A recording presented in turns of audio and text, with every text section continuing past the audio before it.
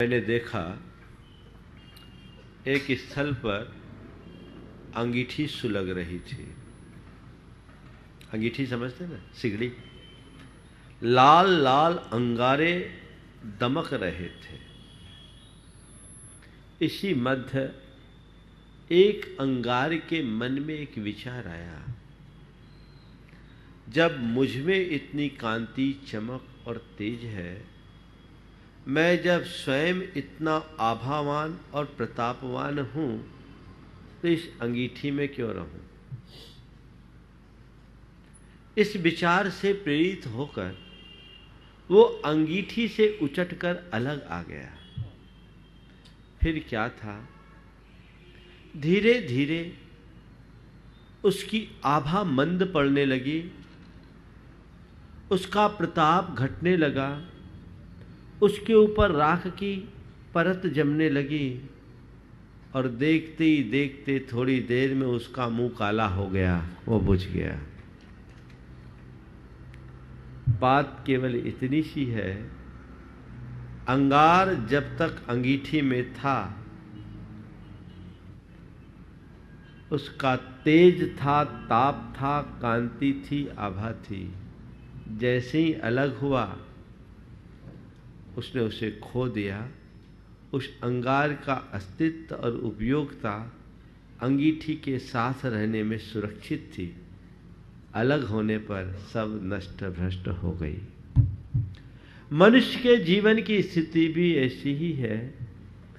यदि वह समवेत होकर रहना सीखता है तो अपने वजूद को हमेशा सुरक्षित रख सकता है, और जब वह अपने अहंकार से उत्प्रेरित होकर अपनी स्वतंत्र सत्ता स्थापित करने की कोशिश करता है, छिन्न भिन्न हो जाता है। विगत दिनों जो श्रृंखला आप सबके मध्य प्रारंभ की गई, उसमें अशांति के कारणों की चर्चा थी, और आज चौथा कारण है अहम। मैं कहता हूं अहम की खूंटी पर ही अशांति टंगती है। सबसे भयानक कारण है अहम, है ना। इस सभा में बैठा हर व्यक्ति किसी न किसी रूप में अहम से प्रभावित है कि नहीं। और सबको ये पता है कि अहम अच्छी चीज नहीं है, ये भी पता है ना। फिर भी हर पल उसे ही पुष्ट करने की कोशिश करते हैं। हाँ? हमारे शास्त्रों में अहम को मान कषाय कहा, और कषाय को बुरा माना जाता है। क्रोध, मान, माया, लोभ, ये चार कषाय है। तो एक दिन गुरुदेव ने कहा, ये कैसी विडंबना है।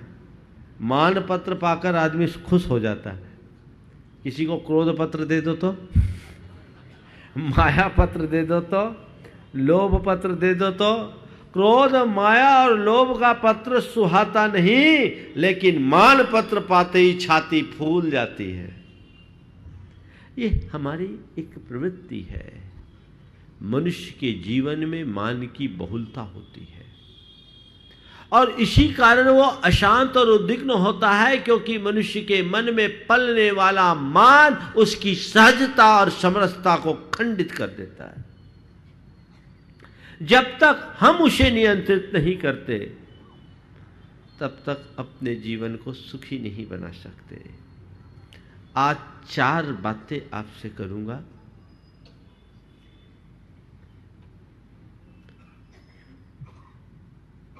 अहंकार क्या है, ये कैसे उत्पन्न होता है, ये पुष्ट कैसे होता है, और इसे नष्ट कैसे किया जाए। कंप्लीट ऑपरेशन है। क्या है अहंकार? हाँ, क्या है अहंकार? कभी आपने सोचा किसको बोलते हैं अहंकार?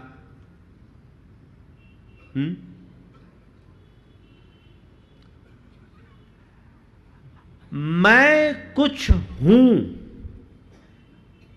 इस भाव का नाम ही अहंकार है। मैं हूं, कोई दोष नहीं। मैं और हूं के बीच में जब ये कुछ जुड़ता है, वही अहंकार का जन्म होता है। वो अहंकार है। मैं क्या हूं? आपसे पूछे अगर, आप अपने आप को क्या मानते हो? संत कहते हैं देख, थोड़ा गहराई में जाकर देख। तू अपने आप को मुनि प्रमाण सागर मानता है तो ये तेरा अहंकार है। तू अपने आप को एक कुशल वक्ता मानता है तो ये तेरा अहंकार है। तू अपने आप को एक अच्छा प्रवचनकार मानता है तो तेरा ये अहंकार है। तो ये मानता है कि मैं एक बड़ा साधु हूं तो ये तेरा अहंकार है। तत्वतः तू केवल है, और जो तू है वही सब है। तुम में और औरों में कोई विशेषता नहीं है। लेकिन हर मनुष्य अपने आप को विशेष मानता है। ये जो विशेषण अपने साथ जोड़ते हैं, यही अहंकार है। I am something. मैं अमीर हूं, मैं गरीब हूं, मैं बड़ा हूं, मैं छोटा हूं, मैं राजा हूं, मैं रंक हूं, मैं अच्छा हूं, मैं बुरा हूं, मैं गुणी हूं, मैं अगुणी हूं, मैं विद्वान हूं, मैं मूर्ख हूं। ये सब अहंकार है। अपने आप को बड़ा मानना तो अहंकार है ही। अंदर से दीनता का अनुभव करना भी अहंकार की ही परिणति है। ये एक अज्ञान है, एक दुर्बलता है। थोड़ा गहराई से समझना। आज थोड़े गहरे में ले जाने का भाव आ रहा है। मैं बड़ा हूं, अपने आप को बड़ा मानने वाले को सब अहंकारी कहते हैं। लेकिन जो अपने आप को छोटा मानता है वो भी अहंकारी है। अपने आप को दीनहीन मानना भी अहंकार है। गले उतर रही है बात? क्यों? तुमने स्वरूप को ही नहीं पहचाना। और बड़ा छोटा कौन है? आचार्य कुंद कुंद कहते, न विहोदी अपमतो न पमतो जान गोद जो भावो एदम भनंत शुद्धम नादा जो सोद सोचेव। न तो कोई प्रमत्त है, न कोई अप्रमत्त है, न कोई बड़ा है, न छोटा है। तत्वतः सब समान है। और तुमने अपने उस स्वरूप को न जानकर अपने आप की मान्यता बनाई। मैं सुखी दुखी, मैं रंग राव, मेरे ग्रह गोधन प्रभाव, मेरे सुत तिय मैं सबल दीन, बेरूप सुभग मूरख प्रवीण। ये सब अज्ञान है। स्वरूप को पहचानो। एक शब्द आता है फ्रस्ट्रेशन। ये फ्रस्ट्रेशन कब होता है? जब आप अपने आप को इंफीरियर फील करने लगते हैं। संत कहते हैं न तो लोक में कोई सुपीरियर है, न कोई इंफीरियर है, सब है। तो तुम अपने आप को औरों से सुपर मानना बंद करो और अपने अंदर जो इन्फीरिटी की कॉम्प्लेक्स है उसे हटा दो। और एक बात बोलूं, बड़ा मानने पर अभिमान होता है और छोटा महसूस करने वाले ईर्ष्या से भर जाते हैं। है तो दोनों दुर्बलता। बड़प्पन का मान और छोटेपन की ईर्ष्या दोनों मनुष्य की बहुत बड़ी दुर्बलता है, जो उसके चित्त को अशांत और उद्विग्न बनाती है। चीजों को हटाइए। मैं हूं, बस इतना समझो। मेरा अस्तित्व है, बस इतना समझो। और जो मैं हूं वही सब है। तत्तः किसी में कोई अंतर नहीं। ईशावश्यमिदं सर्वं यत्किंच जगत्याम जगत तेन त्यक्तेन भुंजीथ माह गृध कश्चित् धनम। यही बात उपनिषदों में गूंजती है। समय सार यही व्याख्यायित करता है कि भाई तात्विक दृष्टि से जो तुम हो वही सब है। तुम अपने आप को हीन क्यों मानते हो और अपने दूसरे को भी तुच्छ क्यों मानते हो? एक बात बोलूं, अहंकार का मतलब क्या? मैं बड़ा हूं, इसका मजा तब तक नहीं होता जब तक बाकी छोटे न दिखे। मैं बड़ा हूं कब? जब मेरे बाजू में कोई छोटा हो तब ना। अगर मेरे आजू बाजू में कोई छोटा ना रहे तो बड़ा होने का मजा क्या?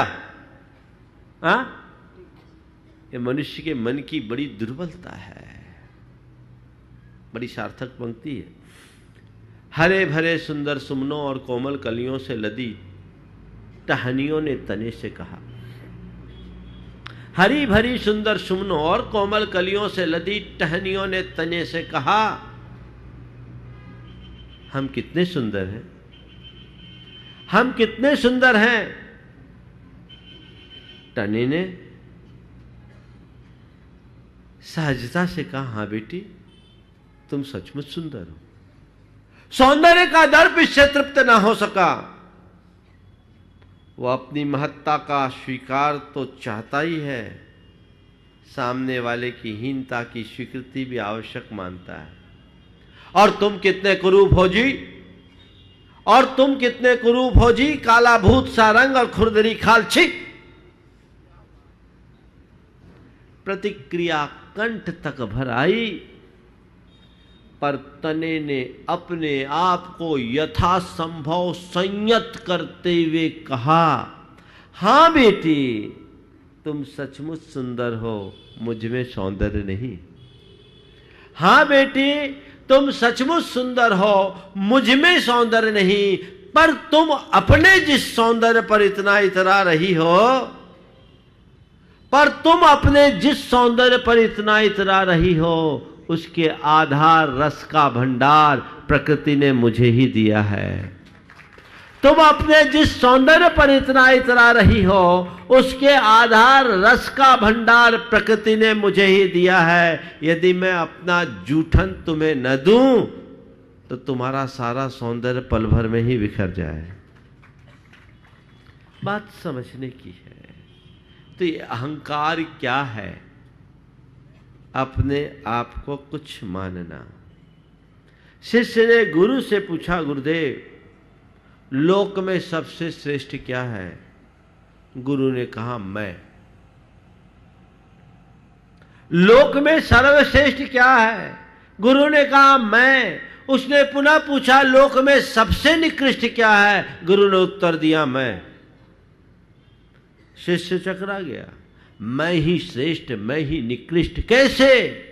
तो गुरु ने कहा, बस सुनो, मैं एक निर्दोष अभिव्यक्ति है। मैं एक निर्दोष अभिव्यक्ति है जो स्वरूप का द्योतक है, मैं हूं, इससे श्रेष्ठ और कुछ नहीं। लेकिन मैं के साथ जब कोई विशेषण जुड़ जाता है तो अहम की सृष्टि हो जाती है, अहंकार का सृजन हो जाता है और वही मनुष्य को नीचे गिरा देता है। तो क्या हुआ? मैं हूं या मैं कुछ हूं? मैं घर का मुखिया हूं, मैं मालिक हूं, मैं समाज का नेता हूं, मैं बड़ा अधिकारी हूं, मैं बड़ा व्यापारी हूं। अब आजकल तो व्यापारी शब्द भी लोगों का एंटरप्रेन्योर हूं, ये जो शब्दों का प्रयोग आजकल ऐसा पढ़ के बोल के लोग बड़ा गर्व महसूस करते है ना। ये क्या है? ध्यान रखना, मैं हूं, इतनी बात समझो। लेकिन लोग नहीं समझ पाते क्योंकि उसके अंदर अभी वस्तु स्वरूप का ज्ञान नहीं है। ये अहंकार जन्मता क्यों है? जन्मता क्यों है? अहंकार का जन्मदाता अज्ञान है। क्या है? अज्ञान। 4 प्रकार का अज्ञान है जो तुम्हारे अहंकार को जन्म देता है। सबसे पहला स्वरूप विषयक अज्ञान। स्वरूप विषयक अज्ञान, अपने आप को देह रूप मानना, देहाश्रित संयोगों रूप मानना, यह हमारा अज्ञान है। अथवा अपने आप को कर्ता मानना, यह मेरा अज्ञान है। हम क्या मानते हैं? मैं ये हूं, मैं वो हूं। तो भैया ये कब से हो? आपसे पूछूं आप कौन हो? नाम बता दिया, तुमने अपने नाम और रूप से अपने स्वरूप को जोड़ लिया। लेकिन ये तुम्हारा नाम कब जुड़ा? जन्म लेने के बाद। और ये रूप कब जुड़ा? मां के पेट से। कब तक चलेगा? चिता की राख तक। और नाम कब होगा? अच्छा काम करेंगे तो जाने के बाद कुछ वर्षों तक। इस सभा में ऐसा कितना व्यक्ति जो अपने परदादा या सरदादा के नाम जानते हो? बोलो। सरदादा का नाम 2 हाथ उठ रहे, 3, बहुत कम। और उससे ऊपर? ये तो कुछ लोग भाग्यशाली हैं जो अपने घरों में वंश वृक्ष बना के रखते हैं, तो वो देखते होंगे इसलिए हाथ उठ गया। क्यों सर? वह ऐसी बात है ना। हाँ हाँ परदादा के बाद सरदादा होते आज ही पता चला। पर मैं कहता हूं हम अपने नाम के पीछे मरते मिटते हैं। कितनी बड़ी दुर्बलता है। तुम्हारे जाने के बाद कितने दिन तुम्हारा नाम होगा? रूप भी राख में परिवर्तित हो जाएगी और नाम भी एक दिन लोग भूल जाएंगे। तो तुम अपनी पहचान नाम और रूप से क्यों करते हो? ध्यान रखो, मैं नाम नहीं, मैं रूप नहीं। माना कि मुझे नाना नामों द्वारा पुकारा जाता है और माना कि मैं नाना रूपों को धारण करता हूं, फिर भी मैं नाम नहीं, रूप नहीं, अनाम अरूप ही मेरा स्वरूप है। और जो मेरा स्वरूप है वही सबका स्वरूप है। जो मैं हूं वही सब है। इसमें कोई ऊंचा नीचा, बड़ा छोटा, अच्छा बुरा है ही नहीं। ये तो मेरा भ्रम था। जिससे ये बोध हो जाता है वो कभी अहंकार को पनपने नहीं देता, तत्क्षण उस अहंकार को नष्ट करता है। उसकी तरफ अपनी दृष्टि होनी चाहिए, वैसी भावना जगनी चाहिए। तो अपने आप को शरीर आश्रित संयोगों से जोड़कर मानना, ये अज्ञान है या नहीं? बोलो है ना। और यही अहंकार उत्पन्न करता है। मैं करता हूं। मैं आपको बताऊं, मेरे द्वारा प्रवचन रोज होता है। आपकी भाषा में कहूं तो मैं प्रवचन करता हूं, लेकिन यदि मैं कहूं कि मैं प्रवचन करता हूं तो स्पष्टतया मेरा ये अहंकार है। संत कहते तुम किसी कार्य में निमित्त बन सकते हो, कर्ता नहीं। ध्यान रखो, कितना भी बृहद कार्य क्यों ना हो, तुम कार्य के घटक हो, जनक नहीं। अपने आप को घटक मान करके चलोगे, अहंकार नहीं होगा, और जनक मानोगे तो अहंकार से बच नहीं पाओगे। अब मैं प्रवचन करता हूं, गला काम न करे तो क्या प्रवचन होगा? ये माइक सामने नहीं हो तो क्या प्रवचन होगा? और तुम श्रोता ही नहीं मिले तो प्रवचन क्या होगा? हकीकत बताऊं, मैं मेरा अपना अनुभव और मेरे अंतर की भावना, मैं रोज आकर के प्रवचन के लिए बैठता हूं, पहले से कोई मानसिकता नहीं बनाता। यहां बैठता हूं, शुरू होता हूं, आप लोगों का पुण्य मुझसे बुलवाता है। प्रवचन प्रारंभ करने के पहले तक मेरे को कुछ नहीं रहता कि आज मुझे क्या बोलना है। कभी कोई श्रृंखला हो जाए तो ठीक है, आज श्रृंखला में इस विषय पर बोलना है, ये थोड़ी बात जुड़ जाए, लेकिन उस विषय में क्या बोलना है ये मैं बहुत कम होता है जो पहले से सोचता हूं। साल में 10-5 दिन, और मेरा अनुभव ये बोलता है कि मैं एक बोलने वाला हूं ही नहीं, तुम्हारा पुण्य मुझसे अपने आप बुलवा लेता है। और ये अनुभव बताता है कि इसके कारण अंदर से संतुष्टि भी होती है, अहंकार नहीं पनपता। बस यही भूमिका तुम्हारी होनी चाहिए। एक घर में 4 भाई है, एक भाई विशेष काम करता है, मान लीजिए बाकी भाई काम नहीं करते, तो उसे ये नहीं देखना चाहिए कि मैं घर चला रहा हूं। हो सकता है जो आज काम नहीं कर रहा है उसके ही पुण्य से सारा काम हो रहा है। मैं निमित्त हूं, करता नहीं। क्या बोला? मैं निमित्त हूं, करता नहीं। इससे आपका अहंकार शांत होगा, अशांति दूर होगी, अपेक्षाएं कम होगी, आसक्ति घटेगी।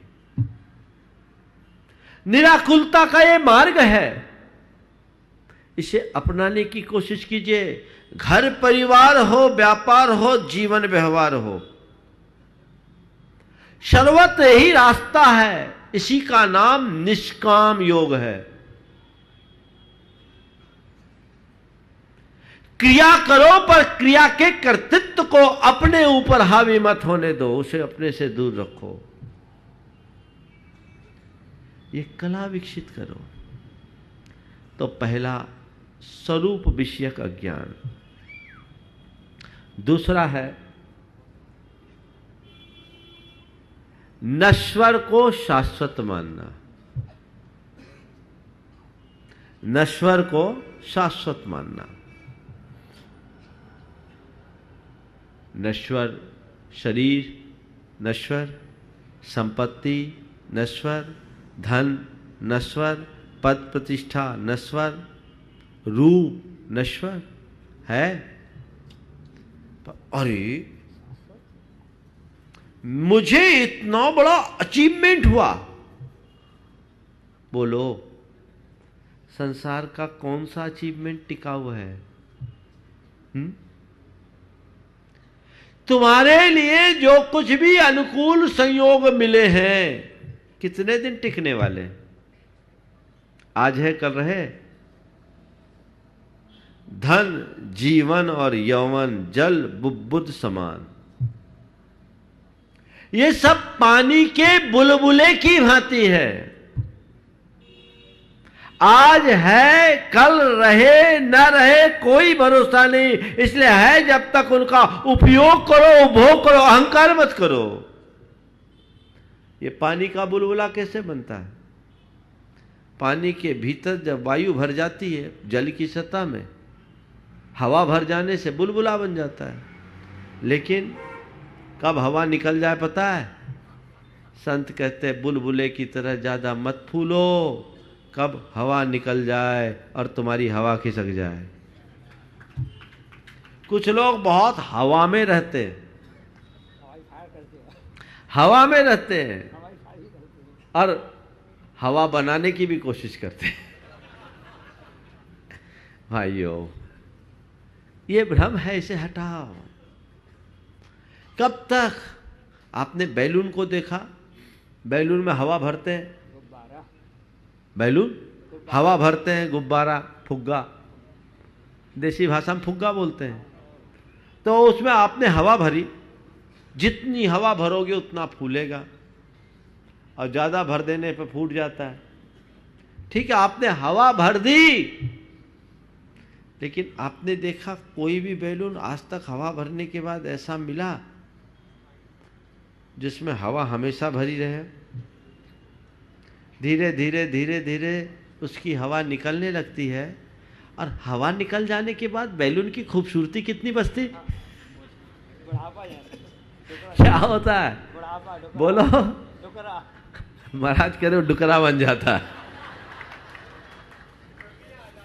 हाँ, झुर्रिया आ जाती है ना। तो भैया, तुम्हारे पास जो भी संयोग है वो नश्वर है, टिकने वाले नहीं है, इनका अभिमान मत करो। है जब तक उपयोग कर लो और उपभोग कर लो, मान करने लायक नहीं है। आज लोग थोड़ी सी उपलब्धि पा लेते, उनकी दशा कैसे होती बताओ। जैसे एक छोटा बच्चा कभी कुर्सी पे खड़ा हो जाए तो कहता पापा देखो मैं कितना बड़ा हो गया, आपसे भी बड़ा हो गया, कहता है ना। तो उसके पापा कहते हैं हाँ बेटा तू सचमुच में बड़ा हो गया, अंदर ही अंदर सोचते नीचे उतरेगा तब तुझे तेरी औकात का पता चलेगा, है ना। तो कौन सी स्थिति है, थोड़ा सोचो। कुर्सी के पीछे भागते हैं सब। संसार में कोई भी कुर्सी स्थायी नहीं, कोई भी कुर्सी स्थायी नहीं। और ध्यान रखना, जितने कुर्सी पर बैठते, कुर्सी से उतरने के बाद क्या होता उनके नाम के साथ? क्या हो गया? भूतपूर्व, है ना। संत कहते हैं ऐसी कुर्सी के पीछे भागो मत जिससे भूतपूर्व हो जाओ, ऐसा काम करो कि अभूतपूर्व कहलाओ। ऐसी कुर्सी के पीछे भागो मत जिससे भूतपूर्व बन जाओ, ऐसा काम करो कि अभूतपूर्व कहलाओ। जीवन में बदलाव। नश्वर को शाश्वत मत मानो। भैया 4 दिन की बात है। अब मैं समाज का अध्यक्ष हूं, मान लो, एक एग्जाम्पल दे रहा हूं समझाने के लिए, यहां प्रमोद भाई के लिए नहीं बोल रहा। अब समाज का अध्यक्ष हूं, कितने दिन तक? कितने दिन का कार्यकाल है भैया पंचायत का? हाँ, 3 साल का। उसके बाद अब बोलो जी, अध्यक्ष बने अपने दम पर बने कि तुम्हारे दम पर बने? तो बनने वाला बड़ा कि बनाने वाला बड़ा? अब कोई अध्यक्ष बन के अपने आप को बड़ा मानने लगे तो क्या कहेगी जनता? 3 साल पूरी होने दो, हम बता देंगे तुम कितने बड़े हो। एक वोट से सरकार गिरी है, समझने की बात है। तो ये तो केवल एक उदाहरण है। समझने की बात केवल इतनी है कि हम कितने अज्ञान में जीते हैं। जो चीजें हमारे हाथ में नहीं है उसके ऊपर भी हम अपना आधिपत्य ठोकते हैं। ध्यान रखना, प्रकृति की शक्ति के आगे तुम्हारे हाथ बहुत पौने हैं, तुम कुछ नहीं कर सकते। एक आदमी बड़ा प्रोफेसर था, दार्शनिक, बहुत अच्छा वक्ता, गिर पड़ा, सिर में चोट लगी, एक पल में मेमोरी चले गई। अब बच्चों जैसी स्थिति हो गई, बोलो तुम्हारे हाथ में क्या है? मैं ज्ञानी, मैं पंडित, मैं प्रवचनकार, कितनी देर? एक पल। आप लोगों ने भी बहुतों को देखा होगा, एक क्षण में ऐसा हो जाता है। तो ये मिथ्या अभिमान क्यों? इतनी सी समझ अगर अंतर मन में विकसित हो जाए तो बेड़ा पार हो जाए, फिर अहंकार नहीं पनपेगा। चलो महाराज, नश्वर को शाश्वत नहीं माने, पर है तो हमारी। तीसरा, पर को अपना मानना, ये भी अज्ञान। पराई चीज मेरी होगी कहां? ध्यान रखना, तुम्हारा ये शरीर, तुम्हारा ये धन, तुम्हारी ये संपत्ति, तुम्हारे ये परिवार, तुम्हारे ये परिजन, तुम्हारा ये ठाट और बात तुम्हारे पास हो सकते हैं, तुम्हारे नहीं। तुम्हारे पास हैं पर तुम्हारे नहीं हैं। आप उसके कस्टोडियन बन करके रहिए, मालिक बनने की कोशिश मत कीजिए। किसके कृपा से हैं? बोलो, किसके कृपा से हैं? किसकी है?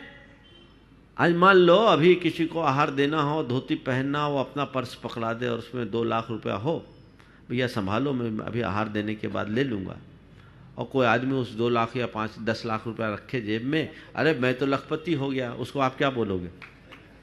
हाँ, क्या बोलोगे?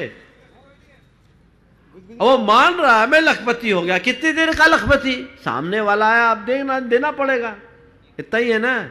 यहां तो फिर भी बेईमानी की जा सकती है, लेकिन ध्यान रखना, कर्म का सारा सिस्टम ऑनलाइन है। क्रेडिट डेबिट डायरेक्ट चलता रहता है, वहां कोई चालाकी नहीं। उसने तुम्हें कस्टोडियन बना करके भेजा है, ठीक तरीके से काम करने तक तुम्हारे हाथ में प्रभार रहेगा, और गड़बड़ करने से ही सब क्रेडिट डेबिट हो जाएगा, अकाउंट सीधे ट्रांसफर, तुम्हें पता ही नहीं लगेगा। एक रातों रात पासा पलट जाता है। देखो कर्म का खेल। कभी जो भारत के वित्त मंत्री हुआ करते थे, अभी कहाँ है? बाहर आ गए। अच्छा, मैं अखबार पढ़ता नहीं इसलिए मुझे मालूम नहीं, बाहर आ गए, लेकिन जाना पड़ा ना। हाँ, जमानत पे है, चलो ये भी कम बड़ी बात है क्या? कब किसके साथ क्या खेल हो जाए पता नहीं। सनत कुमार चक्रवर्ती, जिसकी थोड़ी देर पहले जिसके रूप की देवता प्रशंसा करते थे, उसी का शरीर कोढ़ी बन गया एक पल। कोई तुम्हारे हाथ में है? कब कर्म का खेल बदल जाए कहा नहीं जा सकता। ते नश्वर को शाश्वत मत मानो। आज है कल रहे न रहे कोई बात नहीं, भरोसा नहीं। और चौथी बात, सपना को अपना मानना, सपना को सच मानना। देखो, सपने तो आप लोग देखते हैं कि नहीं? महाराज सपना देखते ही नहीं, सपना दिखाते भी है ना। 4 बातें कर लूं। सपना देखना, सपना दिखाना, सपना तोड़ना, सपना तोड़ना और सपना टूट जाना। ये सपना है, साकार करने की बात अभी नहीं करूंगा। सपना देखना, बहुत सारे लोग कई तरह के सपना देखते हैं। रात का सपना अलग होता है, दिन का सपना अलग होता है। और कुछ लोग हैं जो लोगों को सपना ही दिखाते हैं, आप जानते हैं इसको। और कुछ लोग हैं जो सामने वाले का सारा सपना तोड़ देते हैं, और कभी कभी प्रकृति का ऐसा आघात होता है कि सामने वाले का सपना आपो आप एक पल में टूट जाता है ना। फिर कभी चर्चा करूंगा इसकी, अभी तो मूल बात पर करूं क्योंकि मुझे पूरी बात करनी है। सपना कब देखते हैं, और सपना में जो कुछ देखते हैं वो सच प्रतीत होता है कि नहीं। मान लो आप सपना देख रहे हैं कोई राजा बन गया, तो जितनी देर सपना है वो राजा रहता है कि नहीं, बोलो, राजा ही है ना। और सपना टूट जाने के बाद, जाग जाने के बाद, अरे ये तो सपना था, है ना। तुमने अपने आप को जो मान रखा है उसे सच मान रहे हो कि झूठ? ईमानदारी से बोलो। हाँ, अपनी संपत्ति को अपनी मानते हो कि नहीं, बोलो, है ना। इसलिए बोल रहा हूं, अभी सब सपने में जी रहे हो क्योंकि तुम्हारी आंखें खुली नहीं। जीवन का यह दृश्य जगत का एक बहुत गहरा सपना है। जब तक नींद भरी आंखों में तब तक दृश्य जगत अपना है। जीवन का यह दृश्य जगत का एक बहुत गहरा सपना है। जब तक नींद भरी आंखों में तब तक दृश्य जगत अपना है। उतनी देर जाग कर जी लो जितनी अभी उम्र बाकी है। कोई नहीं किसी का साथी, सारी यात्रा एकाकी है। जब तक आंख में नींद है तब तक सपना है। नींद खुलने पर सपना टूटता है। तो नींद खुलनी चाहिए। ये सब स्वप्न है, सत्य नहीं है। ये तो कर्म के संयोग से मेरे साथ है। आज रहे कल रहे न रहे कोई भरोसा नहीं। मैं किसको अपना मानूं? एक परमाणु भी मेरा नहीं है। एगो हम सास दो आदा नाण दंसन लखनो शेषा में बाहिरा भावा सब्वे संजोग लक्षणा। मैं एकमात्र शाश्वत आत्मा हूं, ज्ञान दर्शन लक्षण वाला हूं। मुझसे भिन्न बाहर के जितने भी पदार्थ हैं वे सब संयोग लक्षण वाले हैं। संयोग से मेरे पास है ठीक है, इन्हें अभिमान करने लायक नहीं है। इतनी सी बात समझ में आ जाए तो बोलो अहंकार पुष्ट होगा। ये 4 प्रकार का ज्ञान अहंकार को जन्म देता है। और इस अहंकार के साथ जब मनुष्य अपने ममकार को बढ़ाता है, मेरेपन को बढ़ाता है, तो उससे अहंकार पुष्ट होता है। मैं और मेरे का विकल्प बना रहता है। मैं बड़ा हूं क्योंकि मेरे साथ ये चीजें हैं, मेरे आजू बाजू ये खड़ा है। बड़ी विचित्र स्थिति होती अहंकारियों की। कई लोग ऐसे होते जो थोड़ी सी उपलब्धि पा लेते तो फूले नहीं समाते। एक जगह राजा की रोज सवारी निकलती थी। एक नाई था, तो रोज राजा की सवारी निकलती तो देखता, राजा को घूर घूर करके देखता, राजा को घूर घूर कर देखता। जवान लड़का। राजा ने देखा ये क्या बात है, ये मेरा बड़ा फैन दिखता है, रोज मुझे देखता है। एक दिन राजा रथ रोक करके उससे पूछा, क्या भाई क्या कर रहे हो, क्या देख रहे हो? बस हुजूर आपके दर्शन को आया था। हुजूर आपके दर्शन को आया था। अब क्या हुआ? राजा का रथ चला गया और वो दर्शन को आया था ये बोला, उसके बाद मौन, बोले ही नहीं, एकदम मौन। कोई कुछ बोले, कुछ बोले ही नहीं। लोगों ने कहा ये हो क्या गया? कुछ ना बोले, एकदम मौन, कुछ ना बोले, एकदम मौन। एक दिन 5-7 युवकों ने उसको घेरा, 2-4 दिया। बोले बोल, तू बोलता क्यों नहीं? बोल, तू बोलता क्यों नहीं है? उसने कहा जिस जवान से राजा से बात कर ली, अब तुम लोगों से क्या करूं?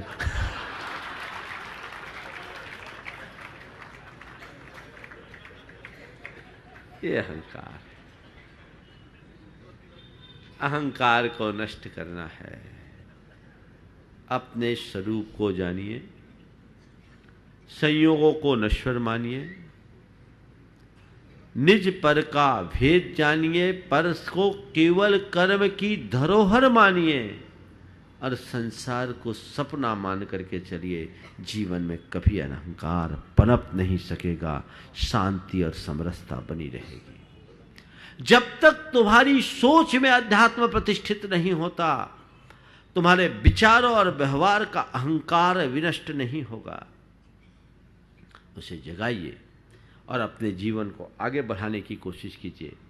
और फिर भी मुझे मालूम है, मैं कितना भी बोलूं अहंकार छोड़ने की छोड़ोगे नहीं, पर मैं कहता हूं चलो अब प्रवचन का रुख बदल देता हूं। अहंकार करो, बदल दूं? महाराज पूरा ही प्रवचन पलट दिए। इतना क्या है, पहाड़ा पड़ा है, पहले ही बोल देते यही तो हमको पसंद है। अहंकार करो, है ना पसंद? अहंकार करो, जितनी जगह करनी है करो, बस 4 जगह बचे रहो। 4 जगह अपने अहंकार को गौण कर दो, कम से कम। जहां तुम्हारी मन की शांति खंडित होने लगे वहां अहंकार को गौण कर दो। लोग अपने ईगो के कारण अशांति पालते हैं। अरे कोई क्या कहेगा, कोई क्या कहेगा, कोई क्या कहेगा, अंदर ही अंदर घुटते हैं। नहीं, अगर मेरा ईगो मेरी शांति में बाधा बन रही है, अपनी असलियत को प्रकट कर दूंगा और नॉर्मल हो जाऊंगा। हमारे संबंध बिगड़ने लगे, अहंकार को खत्म कर दो। मनुष्य की दुर्बलता ऐसी है कि ये टूटने को राजी हो जाता है, झुकने को तैयार नहीं होता। संत कहते झुक जाओ पर टूटो मत, जुड़े रहो, जोड़ के रखने की कोशिश करो। संबंध हमारे लिए आवश्यक है, अहंकार नहीं। तो जहां तुम्हारा अहंकार तुम्हारे संबंधों पर भारी होने लगे, उस अहंकार को तिलांजलि दे देना। कई ऐसे होते हैं जो समधी होते हैं और आपस में बात नहीं करते। एक ऑपरेशन तो यही मैंने किया था 1995 में। ये चीजें हैं। अपने संबंधों को, जहां संबंध खंडित होने लगे वहां अहंकार को गौण कर दीजिए। तीसरी बात, गुरु के समक्ष कभी अहंकार मत कीजिए। गुरु के सामने शिष्य बनकर आइए, भक्त बनकर के आइए। और चौथी बात, धर्म क्षेत्र में अहंकार मत पनपने दीजिए। इतना भी कर लो तो बहुत कुछ हो जाए, और नहीं तो अहंकारी की स्थिति हास्यास्पद होती ही है। न्यू ईयर पर एक परिवार माउंट आबू गया, सनसेट पॉइंट पर था। 3 साल का बेटा था, सूरज डूबने को था। बाप अपने बेटे से कहता है, बेटा देख मैं अपनी पावर दिखाता हूं। बेटा देख मैं अपनी पावर दिखाता हूं, अभी मैं कहूंगा सूरज से डूब जाओ तो सूरज डूब जाएगा। बोले बताओ पापा। उसने कहा गो डाउन, सूरज डूब गया। गो डाउन कहा, सूरज डूब गया। बेटे ने कहा पापा ट्राई वंस अगेन। अब क्या करेगा? वास्तविकता खुल गई, समझ गए। ये हकीकत है, इससे हम अपने आप को बचाएं, जिससे जीवन में शांति और समरसता की प्राप्ति हो।